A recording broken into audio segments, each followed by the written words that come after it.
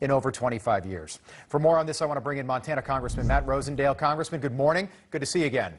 Good morning, Rob. Good to be with you again. It's a pleasure to have you back. What I think is fascinating here is I think that our viewers have at least an awareness of what's going on at our southern border, but I don't think people realize that our northern border has been completely shut down as a direct result of what's happening at our southern border. Tell us how that's affecting your state, Montana, a massive border state. Yeah, we've got an incredibly large 600-plus miles of border with Canada, and I've been visiting the border crossings up there as well as the southern crossings, and what we recognize is that the communities that are reliant upon that trade back and forth are just being decimated. We've got businesses that are being closed down. We've got families that are not able to celebrate weddings and births and mourn the loss of loved ones through death.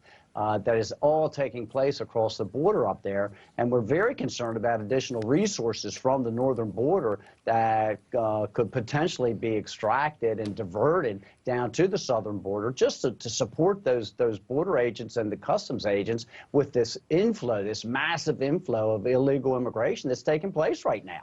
You know, I don't think people are aware of how big a role the relationship between the U.S. and Canada has for all of our states that share the northern border as well. I know some of the skiing industry in Montana was hugely affected as a result of coronavirus and the border being shut down. But now the border should be reopened, but it's because of the situation down at the southern border that's now had a chain reaction up north. Has the administration addressed this in any way yet? They have not, and we would like to see them work with Canada to get this border open. I've seen crossings where the traffic counts have been down anywhere from 50 up to 70% based upon the closures and the requirements that Canada has placed upon us. And I just don't understand why the administration isn't working harder to get that open. Lord knows they have thrown open the floodgates on the southern border. Why is it that they won't work with our partners on the northern border to get some of this, these mandates removed so that we can get this commercial traffic taking place again? Yeah, I just think it's something that people aren't aware of, and I think the issue is only going to get bigger and bigger as long as that border stays closed. Quickly, what did you think of the Vice President's visit on Friday? It was theater, as we see time and time again. She was nowhere near where the problems were.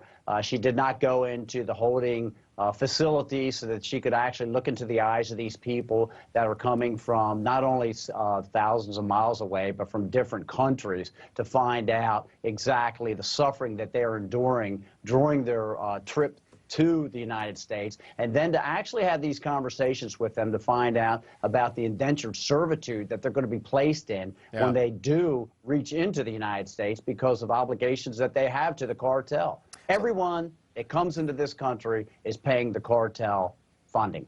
Congressman, something I wanted to ask you about. The VA recently proposed they want to provide and cover sex reassignment surgeries for veterans. And I know that you sent a letter to the Secretary a couple of days ago to address this. Talk about your stance on the issue. So the Secretary McDonough is trying to impose a policy that even President Obama recognized years ago that was too radical. He basically proposed the same policy and within weeks withdrew it because there was such an outcry from the public that they did not want to support this. What we're talking about is sex reassignment surgeries being paid for by the Veterans Administration. They have not shown to be effective to help these people in any way, shape, or form. They still have their same problems and depression and many cases of suicide even after they have this, at the exact same time that we don't have adequate resources to deliver benefits to our veterans through service-related injuries. It's bizarre. It's another radical agenda item that the Biden administration is trying to push forward. You know, it's so fascinating because the former senator and really a legend in the GOP, Bob Dole, he's about to celebrate, I believe, his 98th birthday next month. He can tell you all about what the Veterans Health Administration is really supposed to be about. And as you said, that's providing care for veterans that really need it. And the fact that the Secretary is focused on something like this right now, what does that tell you about the priorities of the administration?